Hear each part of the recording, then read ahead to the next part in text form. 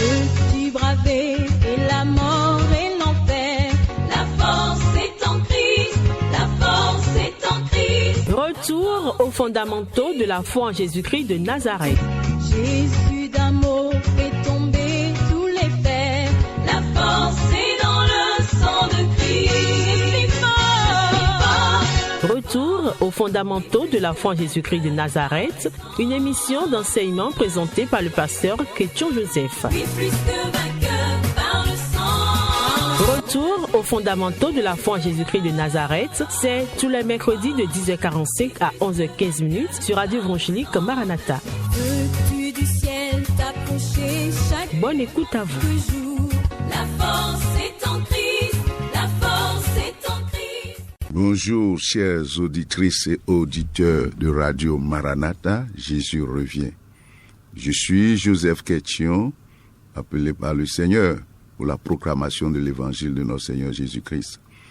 Et aujourd'hui, nous allons poursuivre, comme je vous l'avais dit, le message central de la Bible, c'est Jésus-Christ de Nazareth. Et ce qu'il est et ce qu'il a fait pour nous. C'est ça qui consiste en l'évangile. L'évangile veut dire la bonne nouvelle. Et l'apôtre nous a dit, comme nous avons commencé à dire, la foi d'aider dans dans sa deuxième épître, par l'essai, l'apôtre Paul nous a déjà dit quelque chose de très important que je vais rappeler encore aujourd'hui, même si nous l'avons entendu. L'autre fois, la Bible, c'est toujours la répétition. Il dit ceci. Il dit à Timothée, qui est aussi un leader de l'église, il dit, je lis les 5 premiers versets, il dit, je t'en conjure. Vous voyez le mot conjurer, ça veut dire que c'est sérieux, c'est solennel. Je t'en conjure. Et il appelle à témoin de ce qu'il va dire. Il dit quoi? Il appelle à Dieu le Père, il appelle le Fils de notre Seigneur Jésus-Christ, tout ce qu'il y a de sacré et de plus élevé, pour montrer que c'est ce que nous devons faire.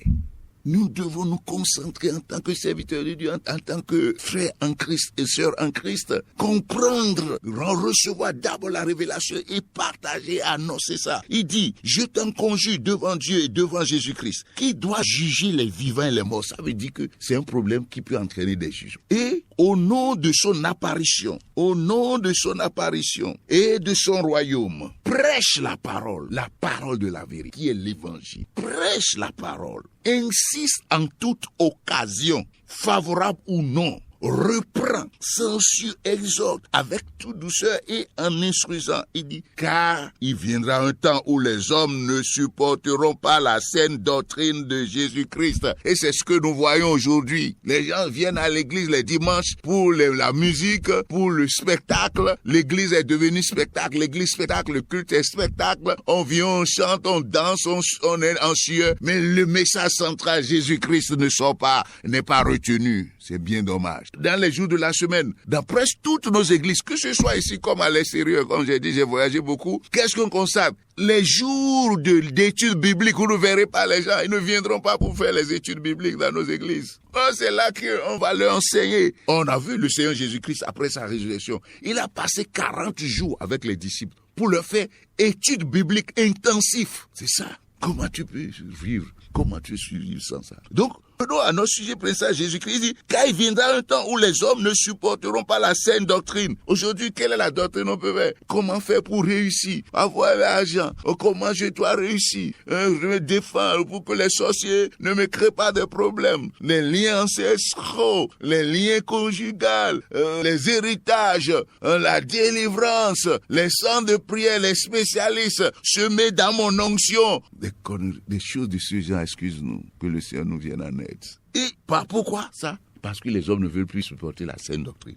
Et il dit, ayant la démangeaison d'entendre des choses agréables. Oui, c'est des choses agréables. On veut les bons diseurs aujourd'hui, les bons diseurs. Les bons diseurs. Quelle femme je vais épouser, quel mari je vais épouser, quel enfant. On prie. Jésus a dit, que servirait-il à l'homme de gagner tout ce qui est dans ce monde? Se perdait son âme. Que donnerait un homme en naissant de son âme? Cherchez premièrement le royaume de Dieu et sa justice.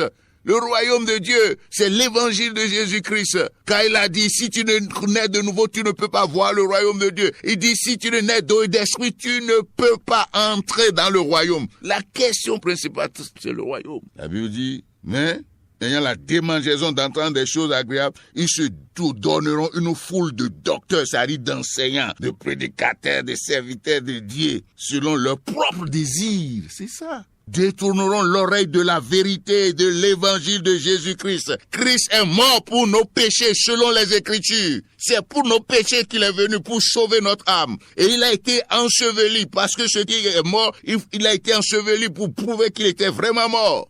Et il y a eu beaucoup de choses qu'il a fait quand il était entré. Les 3 jours qu'il a passés sous la terre, nous allons revenir sur ces choses. Le 3e jour, Christ est ressuscité. Notre Seigneur est vivant. Il n'est pas dans la tombe. Jésus vit. Jésus est partout. Et Jésus t'appelle aujourd'hui. Toi qui m'écoutes, donne ta vie à Jésus. Ils détourneront l'oreille de la vérité et se tourneront vers les fables, les histoires, les contes, les récits des événements passés qui n'ont pas la vie. L'apôtre dit, mais toi, sois sobre en toutes choses.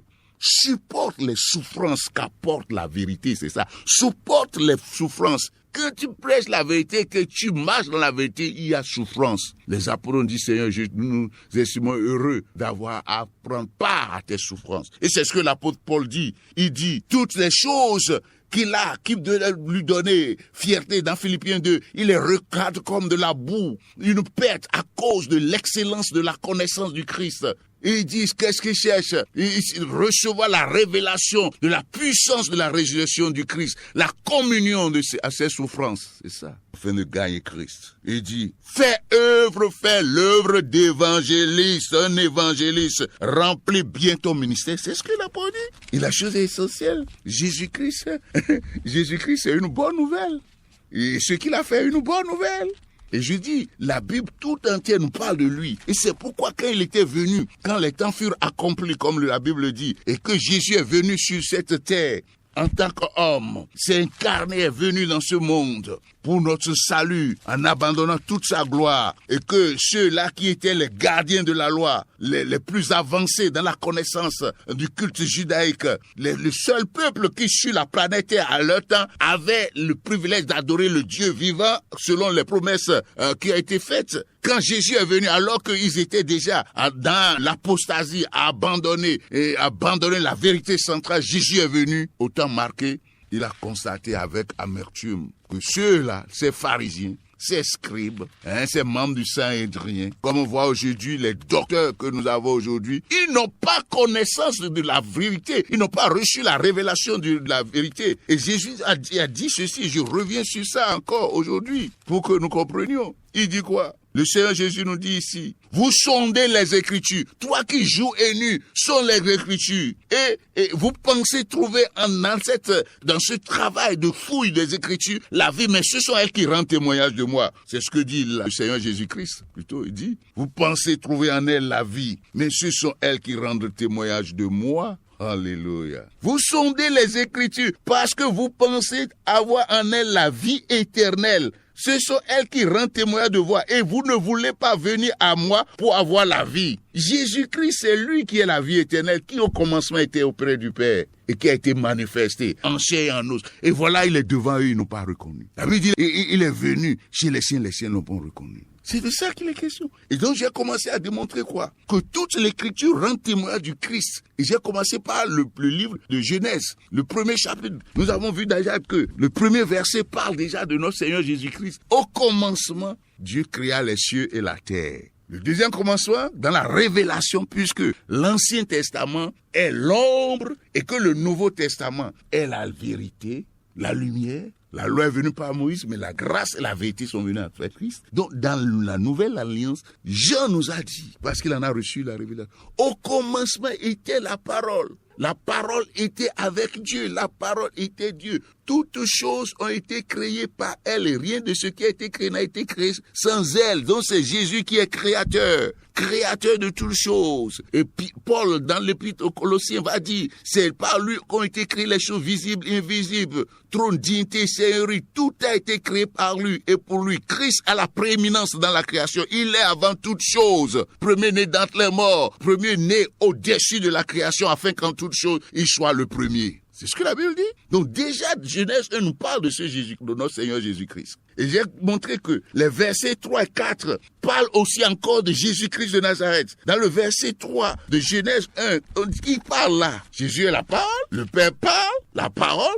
Puisque nous savons que Dieu a créé le monde, comme le dira Hébreux 11, par la parole, de sorte que les choses que nous voyons n'ont pas été faites de choses visibles, mais pas des choses invisibles. C'est ce que Hébreux va nous révéler. Dieu parle, mais cette parole, c'est Jésus-Christ. Donc déjà, dans le verset 3 et 4, nous avons déjà encore Jésus-Christ. Alléluia. Et la Bible dit que la lumière, c'est-à-dire la parole qui dit que la lumière soit, cette lumière c'est Jésus-Christ. Et Jean aussi va dire, c'est la véritable lumière qui en venant dans ce monde éclaire tout homme. Toi qui m'écoutes, qui ne connais pas Jésus-Christ, écoute, qui est savant, qui est docteur, professeur, agrégé, beaucoup d'argent, ou quel que soit ton rang. Écoute ce que la révélation biblique dit. C'est Jésus-Christ qui est la lumière qui, venant dans ce monde, éclaire tout homme. Viens à Jésus-Christ pour avoir la lumière qui donne la vie. Il dit, je suis la lumière du monde. Celui qui me suit ne marchera pas dans les ténèbres. Dans Jean 8, 36. Mais il aura la lumière de la vie. C'est la lumière qui donne la vie, c'est en Jésus-Christ. Et cette lumière, c'est celle-là qui est l'évangile de Jésus-Christ.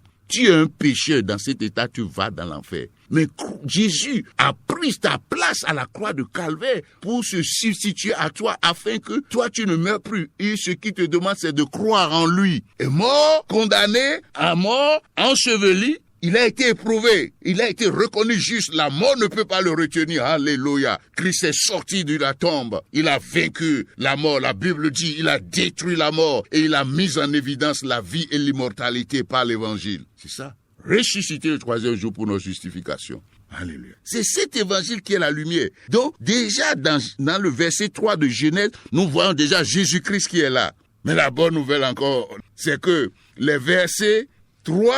et le verset 2 et une partie, et je vais ajouter le 3, puisque j'avais sauté ça, c'est l'évangile même ça. Et le verset 2, ajouté au verset 3, c'est l'évangile même dont nous parlons, qui est le centre du message de la révélation biblique. Nous avons dit, Jésus est partout. Il dit, vous sondez les Écritures et vous pensez trouver en elles la vie. Mais elle rend témoin de moi. Et voyons, démontrons cela. Qu'est-ce que le verset 2 dit? Il dit, la terre était informe et vide. Il y avait des ténèbres à la surface de l'abîme. Et l'Esprit de Dieu se mouvait au-dessus des eaux. Ça veut dire qu'il y a le chaos. Qu'est-ce qui est présenté là? Ce qui est présenté là, en fait, on dit la terre était informe et vide. Ça, c'est le cœur des hommes, hein. Le cœur des hommes qui ne connaissent pas Christ. C'est de ça qu'il est question. Hein. Il dit, il y avait des ténèbres à la surface de l'abîme. Et l'Esprit de Dieu se mouvait au-dessus des eaux. Généralement, les eaux symbolisent, les eaux symbolisent le monde, les hommes, les êtres humains. Et ce que je dis, je n'invente rien. Parce que la Bible s'explique par elle-même. Alors, allons-y alors. Dans 2 Corinthiens chapitre 4, verset, nous allons lire la deuxième épître de Paul aux Corinthiens chapitre 4. Et vous allez voir que l'évangile est déjà dans cette première page du livre de la Genèse. Dans cette première page du livre de la Genèse. 2 Corinthiens chapitre 4. Lisons le verset 6 d'abord et après nous allons reprendre du verset 3 à 6. Le verset 6 dit ceci. Car Dieu qui a dit la lumière brillera du sein des ténèbres a fait briller la lumière dans nos cœurs pour faire resplendir la connaissance de la gloire de Dieu sur la face du Christ. Je reprends alors. Il dit, après verset 3. Il dit, si notre évangile est encore voilé, il est voilé pour ceux qui périssent, pour les incrédules dont le Dieu de ce siècle a aveuglé l'intelligence. Donc, ils sont dans les ténèbres, afin qu'ils ne vissent pas briller la splendeur de l'évangile de notre Seigneur Jésus-Christ, qui est l'image de Dieu. Alléluia. Et il dit dans le verset 5, et c'est ce que nous avions dit, nous ne nous prêchons pas nous-mêmes. Je ne prêche pas mes expériences. Je ne prêche pas ce que Dieu a fait, ce que mes aïeux. Non, ne nous prêchons pas nous-mêmes, comme le voient des prédications aujourd'hui. On va faire les récits des événements passés, ces expériences. Non. Qu'est-ce qu'on prêche? Les apôtres ont dit, l'Esprit Saint dit, c'est Jésus-Christ le Seigneur que nous prêchons. et nous nous disons, vos serviteurs à cause de Jésus. Donc, verset 6 dit, la lumière brillera au sein des ténèbres. Il a fait briller la lumière dans nos cœurs. Donc, les cœurs étaient des ténèbres. Donc, on dit la terre était informe et vide. C'est le cœur de l'homme et les ténèbres habitaient à la surface de la terre. Il y avait des ténèbres qui ont recouvert les hommes. Et Matthieu va dire, le peuple assis dans la vallée de la mort, dans des ténèbres, verra une grande lumière. C'est Jésus-Christ qui est la lumière. Donc, quand dans Genèse 1, on parlait déjà que la lumière fut et la lumière, c'est de l'évangile que Dieu déjà annonçait dans ce verset 2. La terre était informe et vide, ton cœur informe et vide. Les incrédules, leur cœur sont informes et leur cœur informe et vide. Il y avait des ténèbres à la surface de l'abîme. Donc, leur cœur qui abîme est rempli de ténèbres. Et l'Esprit de Dieu se mouvait au-dessus des eaux. Et toutes les fois que l'Esprit de Dieu se meut, c'est pour accomplir une œuvre salvatrice. L'Esprit de Dieu se mouvait là. Qu'est-ce que ça veut dire?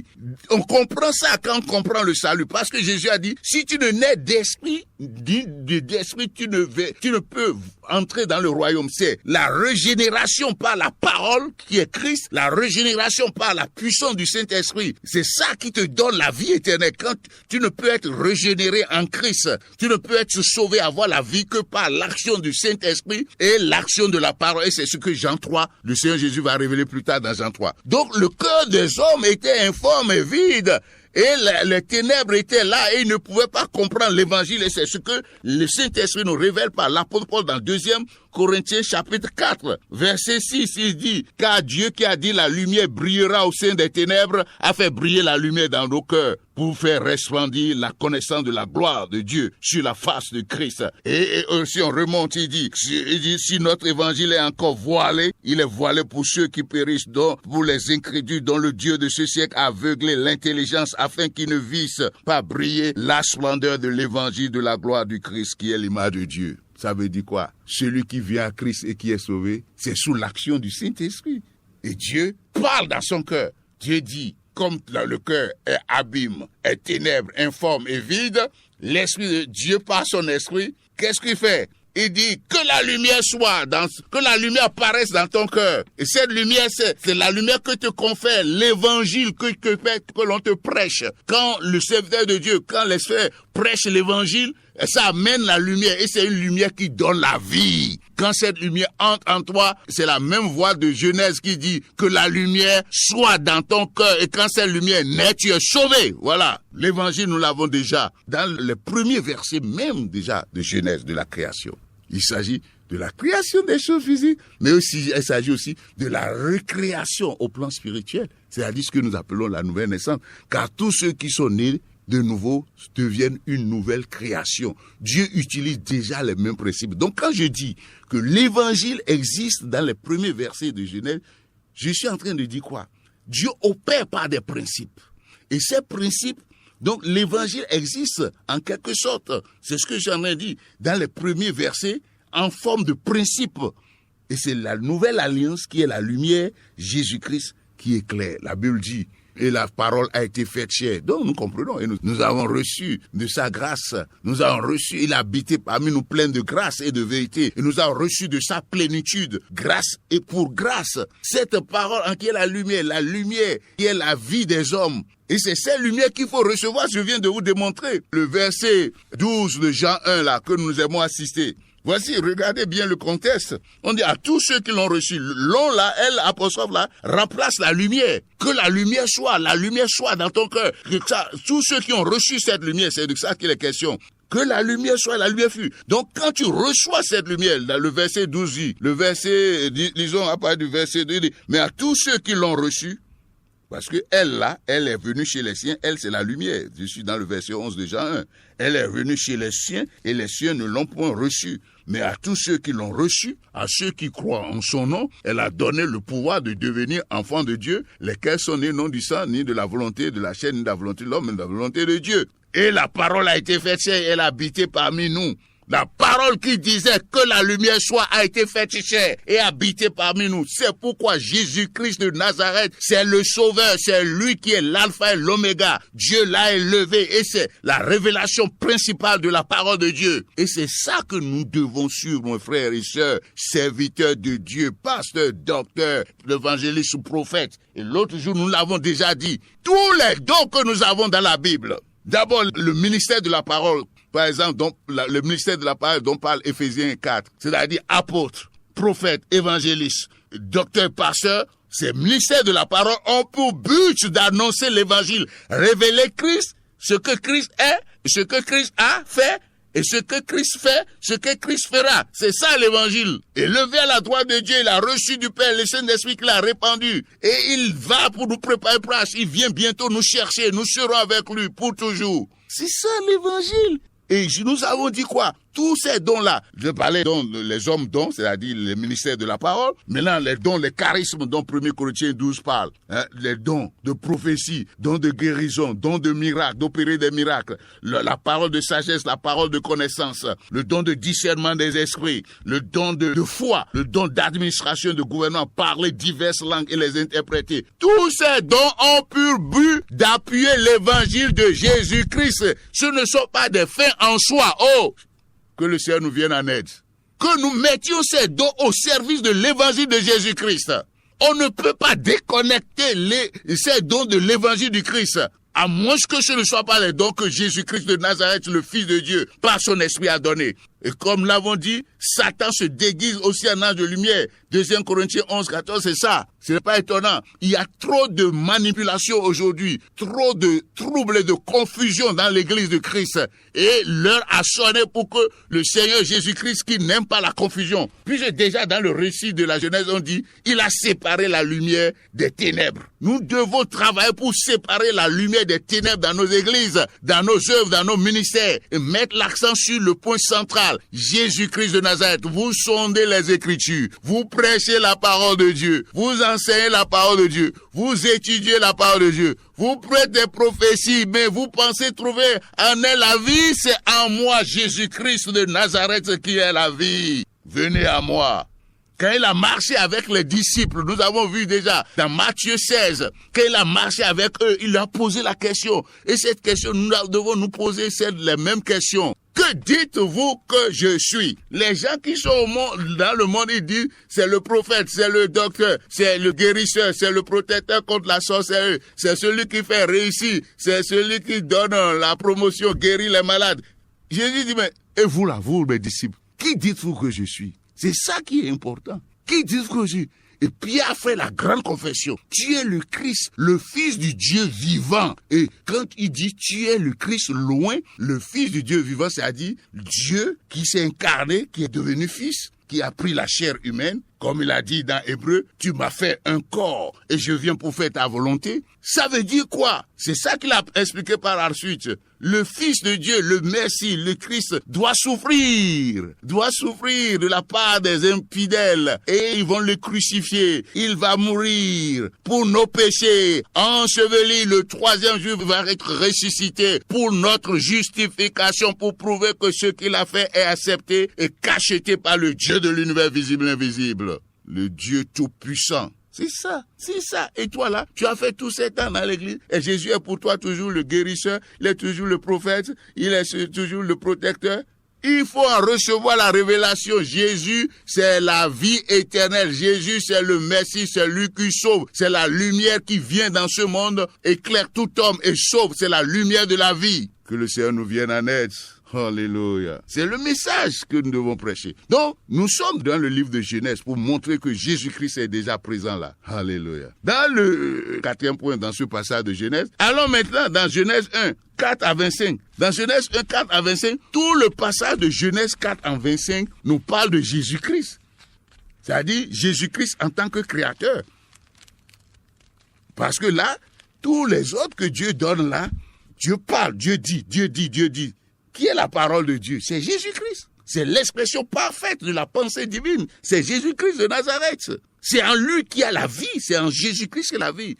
La Bible dit en lui est la vie. Il est la vie éternelle. Il est le Dieu véritable, la vie éternelle. Jean 5, 20 et suivant. C'est lui qui a la vie. Donc, c'est lui qui donne la vie à toute la création. C'est par lui et pour lui qu'ont été créées toutes choses. Allez lire la Christologie très élevée dans Hébreu 1. Vous verrez la haute Christologie que nous avons dans Hébreu 1, on y reviendra un jour. C'est lui qui doit vivre. Donc, de Genèse, j'ai déjà monté de Genèse 1 jusqu'à Genèse 25, c'est lui. Maintenant, Genèse 26, on a créé l'homme. Alors, allons-y voir encore là. Genèse 1, 26 dit quoi? 1, 26 dit, il dit, puis Dieu dit, faisons l'homme à notre image, selon notre ressemblance, et qu'il domine sur les poissons de la mer, sur les oiseaux du ciel, sur le bétail, sur la terre, et sur tous les reptiles qui rampent sur la terre. Faisons l'homme à notre image. Nous connaissons ça. Faisons le nom pluriel qui est là. Le Père, le Fils, Saint-Esprit.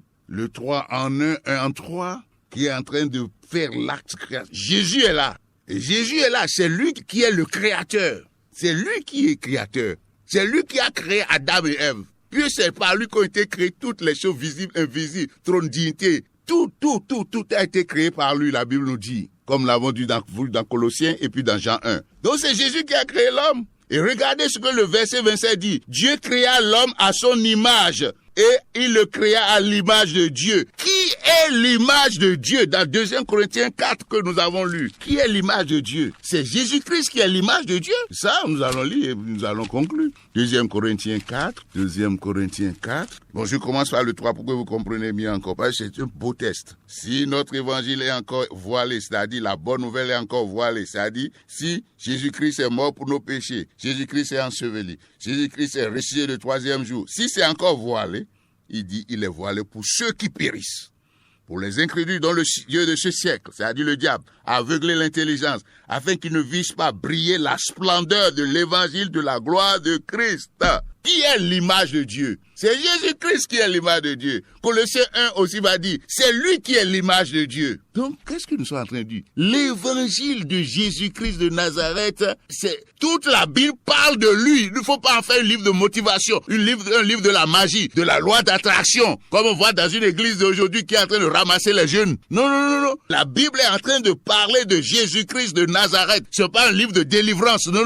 Le Jésus-Christ, c'est le sauveur. Alléluia. Gloire soit rendue à son nom. Il est l'alpha et l'oméga. C'est lui qui est le sujet de nos joies. Dieu trouve son plaisir en Jésus-Christ. Et nous aussi, nous trouvons notre plaisir en Jésus-Christ de Nazareth. Et ainsi, avec le Père, le Fils, Saint-Esprit, nous sommes en communion en Jésus-Christ de Nazareth. Christ est en moi, glorifié. Je suis en Christ, justifié. Que la gloire du Christ vous protège, vous couvre, vous inonde, vous ouvre les yeux du cœur, de l'âme, de l'esprit, afin que vous recevez la révélation pour votre salut éternel. Amen. Peux-tu braver et la mort et l'enfer? La force est en Christ, la force est en Christ. C'était l'émission Retour aux fondamentaux de la foi en Jésus-Christ de Nazareth. Jésus d'amour fait tomber tous les fers. La force est dans le sang de Christ. Je suis fort. Retour aux fondamentaux de la foi en Jésus-Christ de Nazareth, une émission d'enseignement présentée par le pasteur Ketcho Joseph. Et plus que vainqueur par le sang. Retour aux fondamentaux de la foi en Jésus-Christ de Nazareth, tous les mercredis de 10h45 à 11h15. Veux-tu du ciel? Contact du pasteur 53 53 03 84. 53 53 03 84. Que Dieu bénisse votre écoute. La force